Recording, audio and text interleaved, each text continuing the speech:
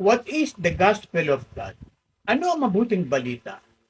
Importante na malaman natin ibang mabuting balita sapagkat sinabi sa Galatians 1:6-9, if we or an angel from heaven preach another gospel, let him be accursed.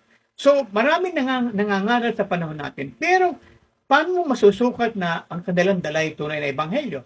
Sapagkat pag hindi ebanghelyo ang nilapit sa inyo, hindi mabuting balita, sila ay susumpain, pati nakikinig sa kanila, yung masasama sa sumpa.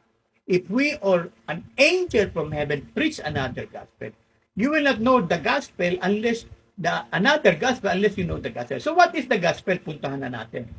Sabi sa 1 Corinthians chapter 15, 1-4, sabi ni Pablo, brethren, I make known to you the gospel by which you are saved unless you believe in vain. Of first importance that Christ died for our sins according to our scripture.